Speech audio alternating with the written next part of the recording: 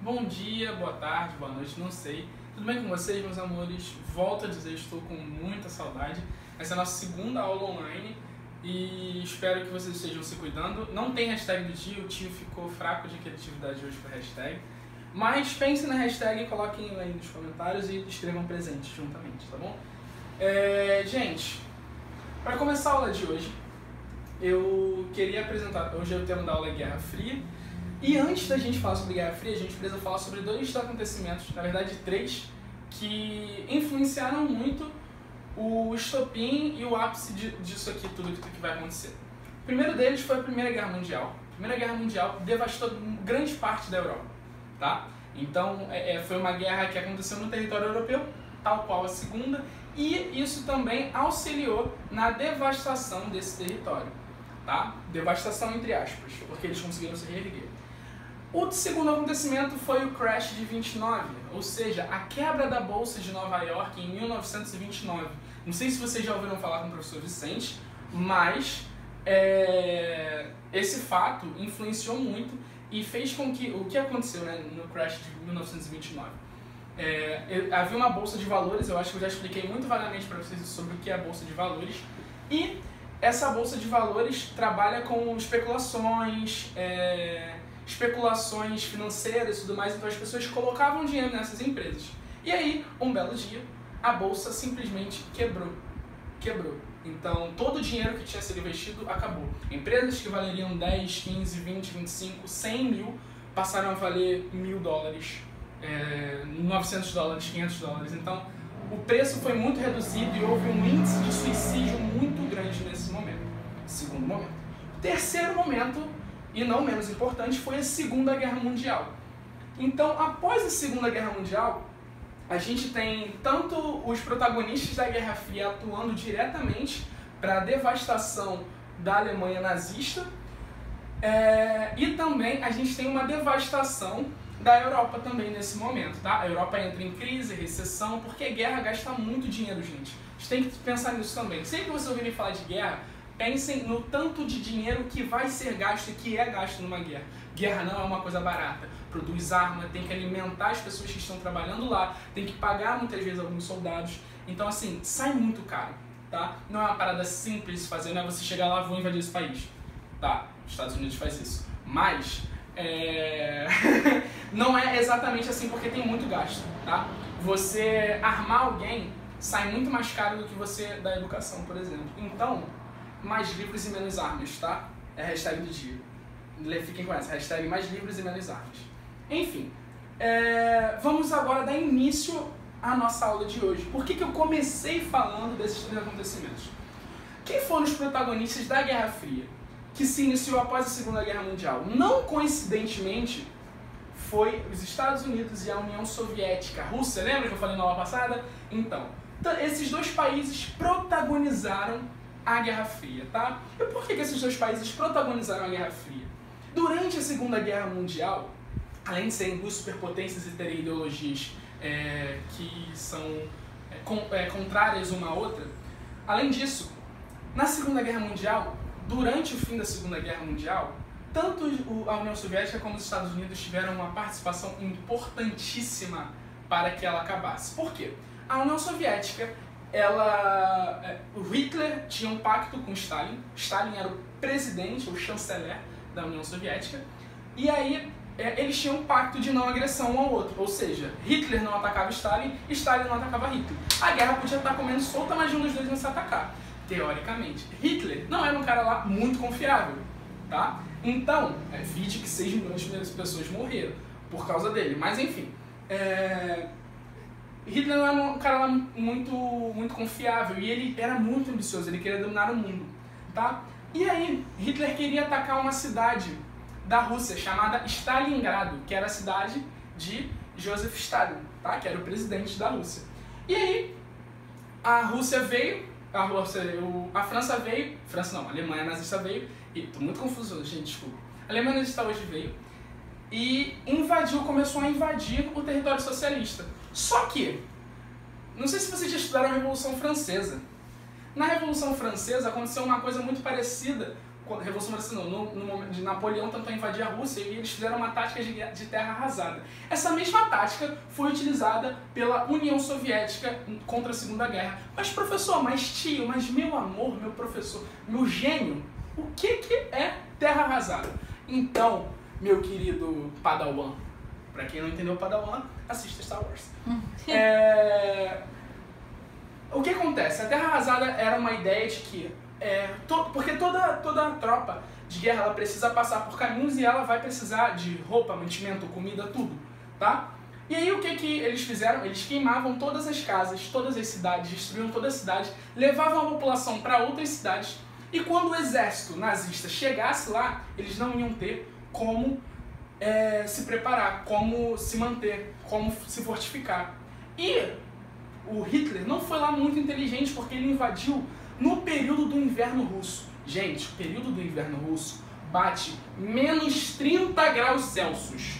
Tá? Menos 30 graus Celsius é inconcebível no brasileiro, no carioca, que o maior frio dele é 15 graus, chutando muito alto. Tá? Então é muito complicado a gente pensar menos 30 graus, deve ser impossível. Gente, não sei se é muito complicado a gente pensar nessa parada, porque os soldados começaram a morrer de fome, de frio, hipotermia e tudo mais, eles começaram a morrer. Aí a União Soviética, o Hitler perdeu seu exército, não tinha mais exército, então um lado já tinha sido arrasado, tá? Uma ala já tinha sido arrasada. A outra ala era a ala do Japão. O Japão atacou os Estados Unidos, fez um ataque e atacou a base aérea de Pearl Harbor, tá? Que fica depois do Havaí, no extremo oeste dos Estados Unidos e extremo leste do Japão. E aí o que acontece? Eles atacam Pearl Harbor, morrem muitas pessoas, muitos soldados. Sabe o que os Estados Unidos é? Estados Unidos justiceiro que só, um país justo, de liberdade e democracia. Ele faz o quê? Ele lança uma bomba em Hiroshima e Nagasaki. Duas cidades próximas que ficam no Japão. A bomba era uma bomba atômica, tá? Vocês já viram aquela cena? Sempre tem em várias séries que tem uma parada explodindo assim, aí pega a visão no mundo inteiro, assim, uma explosão. Então, essa explosão, ela foi feita pela bomba de Hiroshima e Nagasaki, uma bomba atômica. Então, imagina uma bomba atômica matando milhares, milhões de inocentes que até hoje sofrem por conta dessa explosão, porque é uma bomba que também traz problemas radioativos. Então, muitas crianças nascem com câncer em Hiroshima e Nagasaki até hoje. Tá? Então, o que o Japão fez foi certo? Não. Mas o que os Estados Unidos fez foi certo? Também não. Lembre-se de uma coisa, não tem lado certo em guerra, tá? Nenhum lado em guerra é certo, não existe isso, tá? Toda guerra é ruim, não tem lado certo, tá? Então, outra hashtag do dia, guerra não tem lado certo, tá? Guerra não traz paz, paz não se faz com armas, tá bom? Paz se constrói com livros, já dizia o pastor Henrique Vieira na música do MC. Então, gente, passando dessa fase dos Estados Unidos e da Rússia conseguindo acabar com a Alemanha nazista, o que acontece? Eles se tornam as duas superpotências do mundo, tá? As terras deles não foram arrasadas, eles não gastaram tanto dinheiro assim com a guerra, então tanto os Estados Unidos, que vendeu armas para os países europeus durante a Segunda Guerra, quanto a Rússia, que estava se construindo como nação, tinha pouco mais de 20 anos de nação, nesse período, quase 30, eles se tornaram uma hegemonia bélica e econômica. Duas superpotências. A primeira, os Estados Unidos capitalistas, e a segunda, a União Soviética socialista. Então o mundo se tornou um mundo bipolar, tá? Lembra que eu falei pra vocês que eu comecei a falar da unipolaridade mundial? Antes disso havia bipolaridade protagonizada pelos Estados Unidos e a União Soviética. Como assim bipolarizada, professor? De um lado, nós temos o capitalismo estadunidense, que defende a liberdade, a democracia, todos os conceitos, teoricamente, do capitalismo, propriedade privada, Estado mínimo. Lembra que eu falei para vocês naquela aula de capitalismo que a gente deu na sala de aula ainda? E do outro lado, nós tínhamos o socialismo. Socialismo que defendia o Estado máximo, a não propriedade privada. Eles comparavam, eles falavam de liberdade nos Estados Unidos porque, teoricamente, não havia teoricamente não, na prática mesmo, não havia democracia de voto na União Soviética, tá? Então eles não escolhiam os seus líderes. Os Estados Unidos se sentiam melhor por conta dessa questão, tá? E aí, além disso, várias questões do socialismo que a gente estudou também numa outra aula. Na própria aula passada mesmo, se não me engano, a gente começou falando sobre características do socialismo, tá? Beleza, eu espero que vocês tenham entendido. Qualquer coisa, perguntem aqui embaixo. Vamos para outra parte da aula. O Muro de Berlim, meus amores. Hidratem-se. O Muro de Berlim foi super importante para a demarcação do território na Europa, de até onde vai o socialismo e até onde vai o capitalismo. Mas, professor, eu já ouvi falar desse Muro de Berlim, de queda. Por que construído em Berlim? Lembra que eu falei da Segunda Guerra Mundial? Então, na Segunda Guerra Mundial, onde foi o país que foi motor de tudo isso? De tudo que aconteceu na Segunda Guerra Mundial? Foi a Alemanha. Berlim fica na Alemanha, tá bom? Logo, eles dividiram a Alemanha em dois. A Alemanha Ocidental, a Alemanha capitalista, a Alemanha Oriental, a Alemanha socialista. E esse muro dividia não só a Alemanha, mas também a Europa. Não que ele cobrisse a Europa toda, mas ele era um divisor, tá? Então pessoas que quisessem, passar para o lado capitalista, o que era muito comum, acabavam morrendo, porque os soldados não eram permitidos que as pessoas saíssem. Então os soldados matavam, os campos eram enfarpados e tal, era tudo muito difícil de sair. Tem até um filme, Adeus Lenin, muito bom, que fala sobre isso, tá? Se vocês quiserem assistir, super recomendo Adeus Lenin, assistam. Hoje eu tô indicando muitos livros, muitos filmes, muitas músicas. Por favor, sigam o conselho do tio. Enfim. E o que se baseava, gente? O que era? Mas, professor, afinal, o que era essa Guerra Fria? Tá, bipolaridade, já entendi isso. Mas por que é guerra? Por que é fria? Por que não é só guerra? Por que não é Estados Unidos versus União Soviética? Por quê? Então, gente, o conceito de Guerra Fria, ele vem porque não foi uma guerra que teve tiros, armas, fogos e bomba entre as duas potências, tá? Entre a União Soviética e os Estados Unidos. Não houveram conflitos nos seus territórios. Então, os Estados Unidos não foi afetado no seu território por qualquer guerra que fosse, nem a União Soviética, tá? Mas não significa que não houveram guerras... vou falar disso depois. Mas esse conflito era um conflito ideológico, era um conflito de quem era melhor. Sabe quando você entra naquela disputa, sei lá, pra qualquer coisa na vida? Se você tem irmão, você deve saber o que é isso. De disputar alguma coisa pra ver se consegue. Era quase isso que os Estados Unidos e a União Soviética faziam. Eles queriam mostrar o tempo todo quem era o melhor do mundo. Quem era a potência, quem era bom, quem tinha arma, quem não tinha, quem ia à lua, quem não ia, não sei o que, pum. Era isso que eles gostavam de fazer. Muito importante falar. Vou falar isso depois. Então, nesse momento também, a gente vai ter a formação de blocos militares. Professor, o que são esses blocos militares? Para que eles servem? Então, meus amores, no ano que vem, no nono ano, se eu estiver com vocês, queira Deus e Daniel e Sidney que eu esteja, eu vou falar um pouco mais a fundo sobre organizações internacionais. Mas antes dessas organizações internacionais, na Guerra Fria, houveram formação de blocos militares. O que seriam esses blocos militares?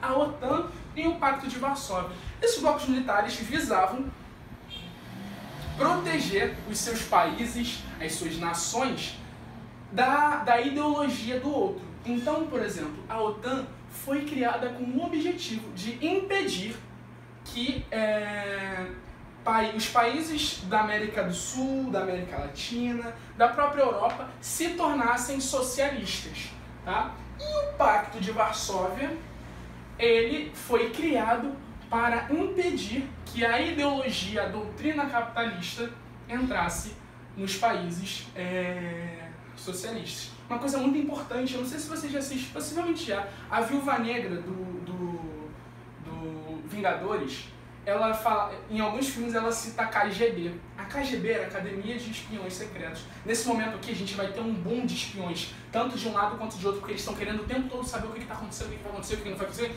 blá, blá. E aí, eles precisam de muitos espiões. A Pacto de Varsóvia cria a KGB. A KGB era a polícia secreta da União Soviética. Eles eram sinistros. Tem até no próprio filme dos Vingadores, a Natasha Romanoff, que é a Viúva Negra, ela fala sobre vários processos e tal. No Vingadores 2, a Era de Ultron, fala um pouco mais a fundo sobre isso. Mas enfim, Pacto de Varsóvia e OTAN são muito importantes para a gente entender esse processo, tá, meus amores? Então guardem isso, por favor, tá bom? Por outro lado, uma coisa muito importante, gente. Fala, Alemanha Oriental, Ocidental. Gente, eu falei para vocês do tamanho da União Soviética na época. A União Soviética se localizava no leste europeu, ou seja, no lado oriental. Então os países de Bulgária, Sérvia, tem um monte aqui, tá? Então Bulgária, Sérvia, todos esses países eram países do leste europeu e são países do leste europeu, portanto eram países socialistas. Tchecoslováquia, Iugoslávia, antiga Iugoslávia. E, do outro lado, os países mais ricos entre aspas não, ricos, eles, Inglaterra, Alemanha, França, Itália, eles estavam do lado capitalista. Por essa razão, até hoje eles são teoricamente mais desenvolvidos, tá bom? Se você for no leste europeu, a probabilidade de você encontrar um número de misérias alta é muito grande, tá? Tem muita miséria, tem muitos problemas muito parecidos com os nossos do Brasil, mesmo que seja na Europa. A diferença é que eles passam frio e são tristes. A gente é alegre e passa calor. E carnaval. Mas enfim. Outra coisa muito importante que aconteceu nesse momento, tá? Foram as corridas espacial e a corrida armamentista. Mas, professor, o que é corrida espacial e corrida armamentista? Eu botei espacial primeiro, mas vou falar primeiro da armamentista, tá? Corrida armamentista, gente, era uma vontade, era uma produção de armas incrível. O que eles faziam? Apesar de ser uma guerra fria, eles queriam botar medo no outro. E como botar medo? Eles sempre produziam as melhores armas e tal e ficavam mostrando o tempo todo. Tem até uma foto muito curiosa, vocês procurarem na internet, vocês acham, que é de uma carreada assim, muito grande na capital da Rússia, Moscou. E lá tem vários tanques de guerra armados assim, bonitões. O segredo nosso, dizem os magelinos, que alguma dessas armas eram fake. Ou seja, a Rússia estava querendo enganar os espiões estadunidenses para eles ficarem olhando assim, eles têm arma. E na verdade, tinha não. Mas tinha uma parte que tinha arma sim, tá, gente? Foi em alguns momentos que eles faziam isso só para mostrar um maior poderio. E essa corrida armamentista, ela gera muitas armas e muitas bombas, então havia um risco iminente de guerras nucleares, tá? Então era o tempo todo, tipo, tanto que se você vê em alguns filmes, você vai ver bunkers que eram criados nos Estados Unidos com medo dos ataques da União Soviética e vice-versa. Eu tô falando todo um exemplo dos Estados Unidos porque a gente é muito mais influenciado pelos Estados Unidos do que pela Rússia, tá? E eu já vou falar disso também. E enfim, a corrida armamentista foi isso. Então uma luta imensa para ser a maior potência bélica do mundo. Ora, já foi o socialismo, tá? A União Soviética chegou em algum momento na década de 60, 70 ali, a conseguir ser a maior potência bélica do mundo. Só que os Estados Unidos conseguiu passar também pelos processos de declínio que a União Soviética estava sofrendo no começo dos anos 80, que eu falei na última aula.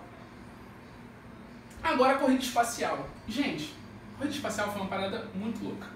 Porque, não sei se vocês sabem, mas o primeiro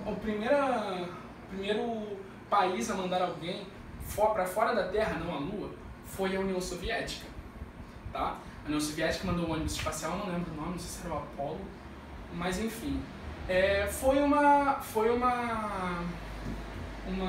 foi os Sputniks, lembrei, Sputniks, foi o primeiro ônibus espacial que foi enviado para a Lua.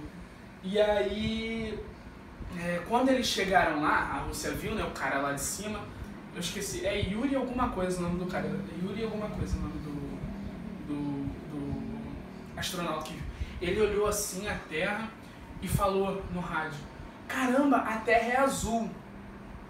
Beleza, guardem a informação da Terra azul, tá? Porque vocês sabem que o planeta, vocês podem ver aqui no meu globo, ó, a maior parte dele é de água.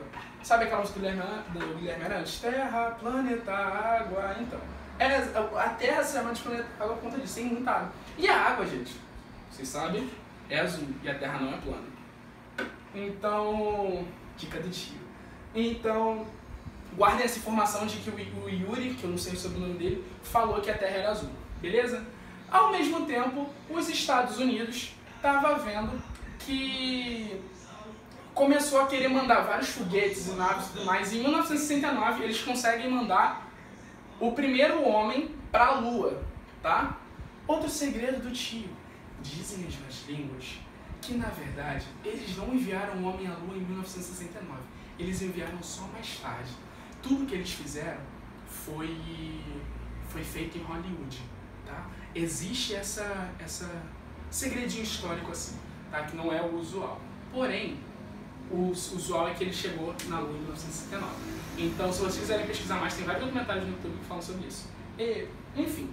E aí, lembra que eu falei pra vocês que, teoricamente, quem pisou na Lua foi os Estados Unidos, mas quem viu primeiro foi a Rússia. Porém, se você sair da Terra e não chega à Lua, a Lua tá um pouco mais distante, só saiu da Terra, beleza. E os Estados Unidos chegou até a Lua. Meio que os Estados Unidos ganhou essa corrida espacial. Entre muitas aspas, tá? E aí, vocês lembram que eu falei que o Yuri, não sei o que lá, falou que a Terra era azul? Gente, quando essa informação chega para os estadunidenses, eles começam a ter um novo discurso. Sabe essas questões de alienígenas, extraterrestres, Star Wars, Star Trek, todas esses filmes e tudo mais produzidos com uma guerra no espaço deles, dos Estados Unidos, protagonizando uma guerra com alienígenas. Tudo isso vem a partir de que eles olham o mundo azul, e azul era a cor dos Estados Unidos, historicamente, porque é a cor do capitalismo, e vermelho representava a União Soviética.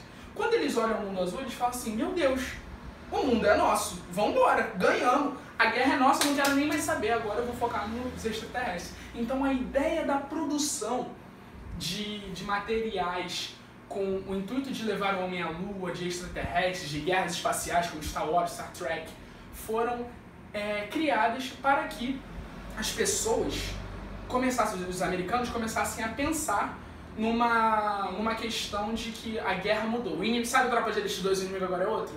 Então, o inimigo agora era outro, beleza? Uma outra coisa, gente, que não é bem uma corrida, mas foi um processo cultural, um processo maçante, tanto na União Soviética quanto nos Estados Unidos, foi de produção de quadrinhos, filmes, desenhos que representassem a supremacia das suas ideologias. Desenhos como Pica-Pau, sim, gente, Pica-Pau, tá? Pica-Pau vermelho, azul e branco são as cores dos Estados Unidos, tá? Desenhos como Popeye, muitos outros, vários desses desenhos da década de 60, 50, assim, vão representar muito bem isso. Os irmãos Hanna-Barbera, eles fazem esse papel muito bem, tá? Então tem até um curta, né, que fala muito bem sobre isso, tá? Sobre a supremacia dos Estados Unidos, mas, enfim, tudo isso para massificar, tá? Então músicas também eram usadas. E do lado da União Soviética também. Só que por que a gente tem tanto acesso à União Soviética? Porque a gente não foi influenciado por isso numa questão que eu já vou falar aqui embaixo, tá?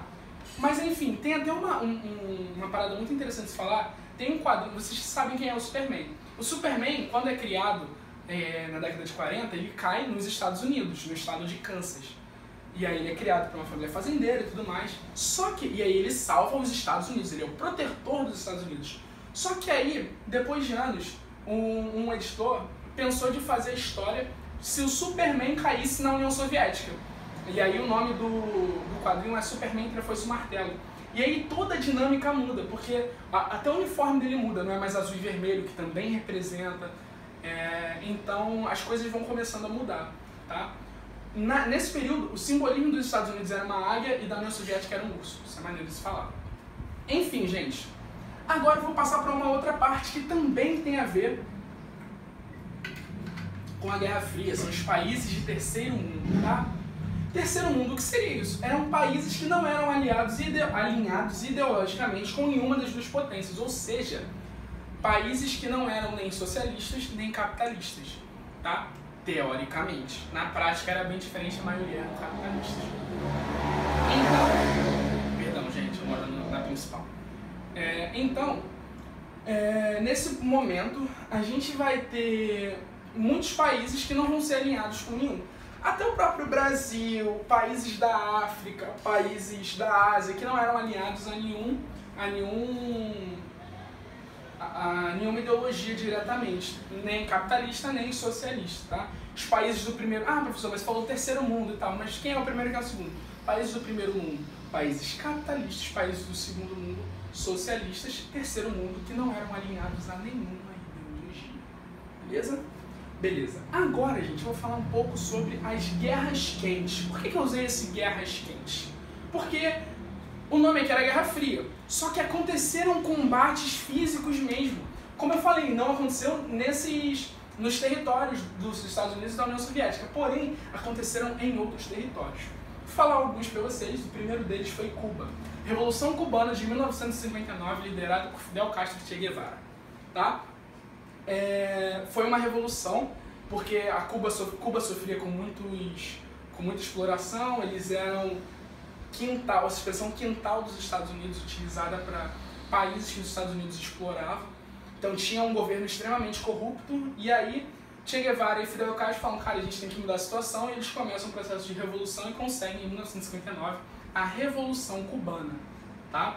E aí, depois de 3 ou 2 anos, eles transformam um país em socialista. A Revolução Cubana não começou como uma revolução socialista, tá? Importante falar isso. Se vocês ouvirem falar, a Revolução Cubana sempre foi socialista. Não.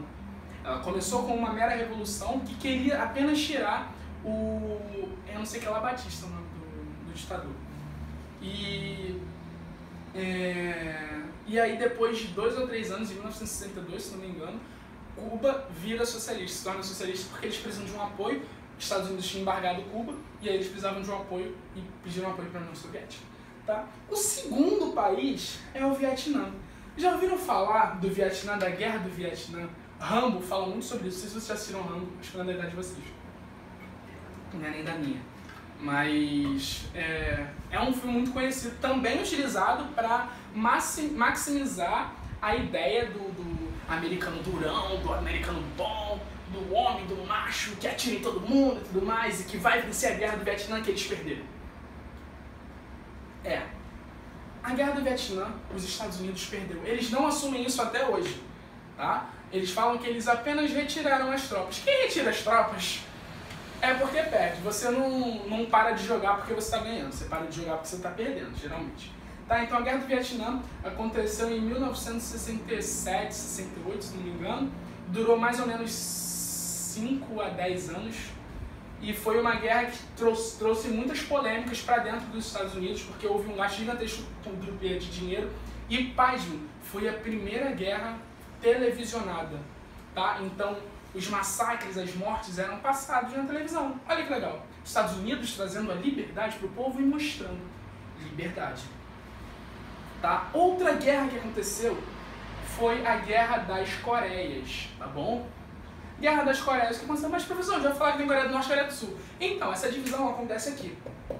As Coreias, existia uma Coreia só, e aí teve a guerra na Coreia, no lado sul se tornou apoiado pelo capitalismo, no lado norte pelo socialismo, pela União Soviética.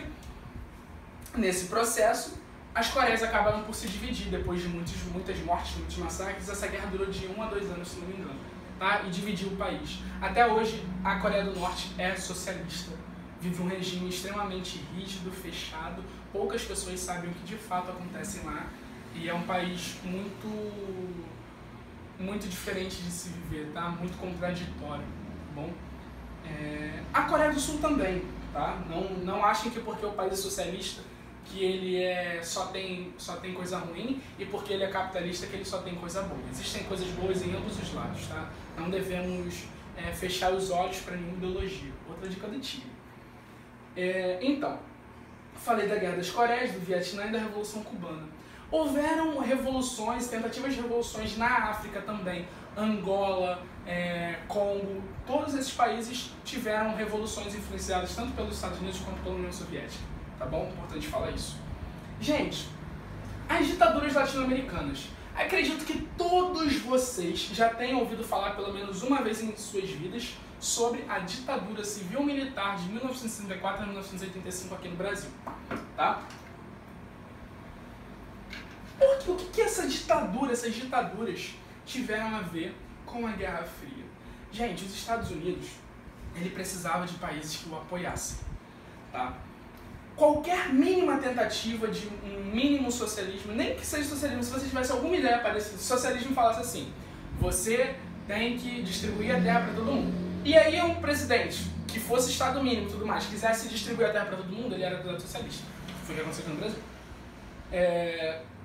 Então, e aí, o que aconteceu? Os Estados Unidos, ele teve influência total em todas as ditaduras latino-americanas, Nicarágua, Argentina, Uruguai, Chile, Brasil, todas essas ditaduras, os Estados Unidos teve total apoio, tá? Tem um documentário, O Dia que Durou 21 Anos, que é muito bom, dá pra vocês assistirem, tem no YouTube, que fala muito sobre isso. Tropas militares dos Estados Unidos, tropas da Marinha dos Estados Unidos, estavam aqui na Baía de Guanabara, tá? Porque se o presidente não renunciasse, que na época era Jango, eles iriam atacar a cidade, tá? Então, em alguns países, o Brasil, por exemplo, não teve uma guerra para tornar a ditadura, mas países como o Chile, o ditador Pinochet, Augusto Pinochet, assassinou Salvador Allende, que era o presidente antigo na época.